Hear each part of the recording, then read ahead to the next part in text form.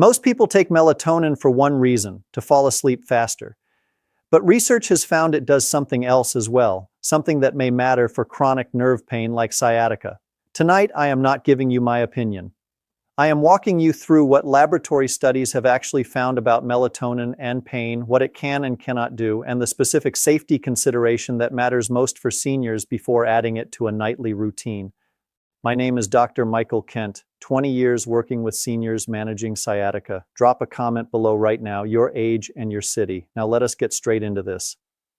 What melatonin actually is. Melatonin is a hormone your own brain produces every night, released by a small gland deep in the brain as darkness falls, signaling to your body that it is time to sleep. The supplement form, sold without a prescription at every pharmacy and grocery store in America, is simply a synthetic version of this same hormone, taken to support that natural sleep signal when it needs a boost. Most people know melatonin only through that lens, a sleep aid and nothing more. What is less well known is that melatonin receptors exist not just in the brain but throughout the nervous system, including in pathways directly involved in how the body processes pain signals. What the research shows about melatonin and pain. Laboratory research has identified several specific ways melatonin interacts with pain pathways.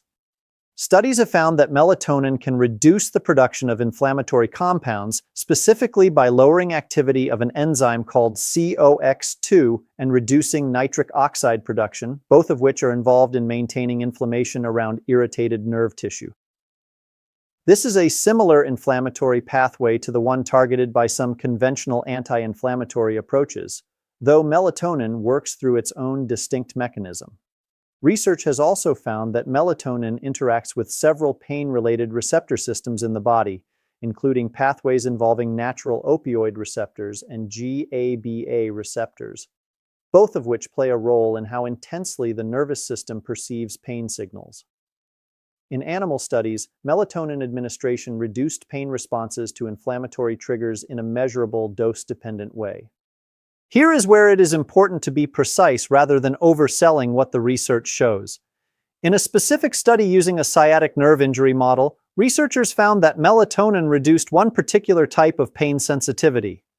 The heightened response to warmth or heat applied to the affected area but did not produce a significant effect on a different type of pain sensitivity. The heightened response to physical pressure or touch. This distinction matters.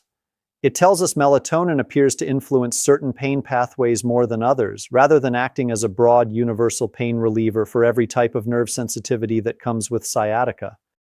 Separately, melatonin has shown more consistent results in conditions involving chronic pain tied to disrupted sleep cycles.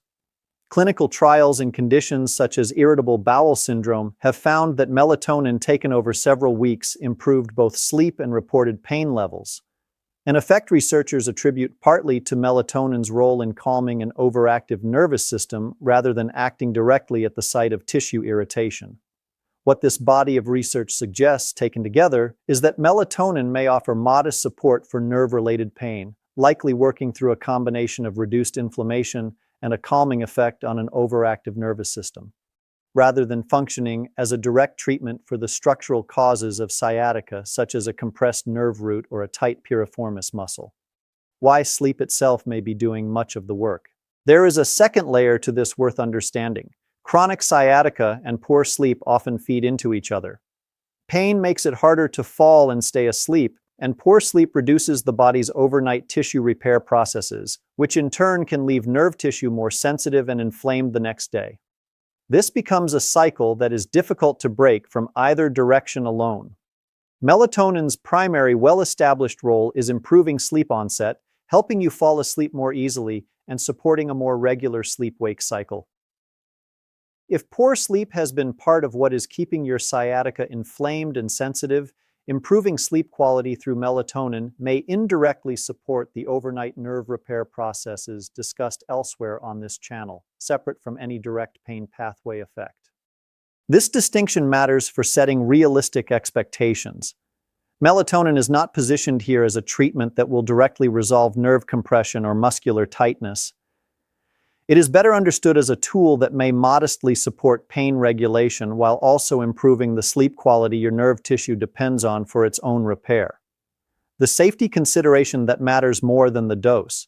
Here is the detail that matters most specifically for seniors, more than the exact milligram dose. Melatonin commonly causes daytime drowsiness, reduced alertness, and in some people, dizziness the following morning, particularly at higher doses. Research and clinical reporting have specifically flagged an increased risk of falls associated with these effects in older adults. For a senior already managing sciatica, where balance and mobility may already be somewhat compromised, a fall carries meaningfully higher stakes than it would for a younger, healthier adult.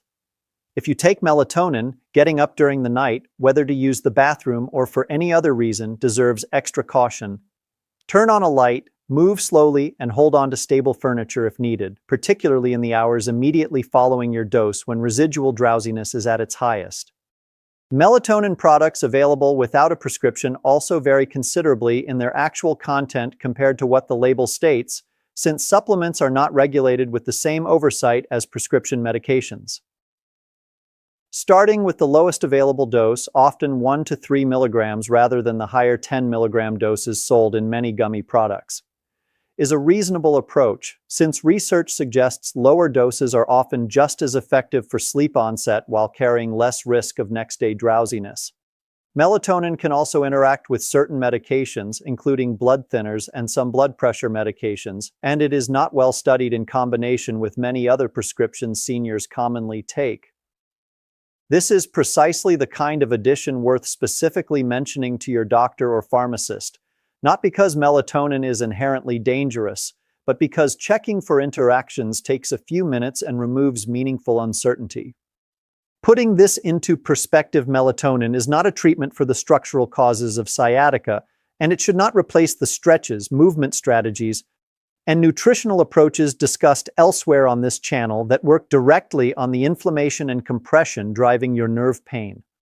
What the research supports is a more modest, supporting role, a hormone with some genuine pain-modulating properties, combined with its primary well-documented benefit of improving sleep quality, which itself plays a role in how well an irritated nerve recovers overnight.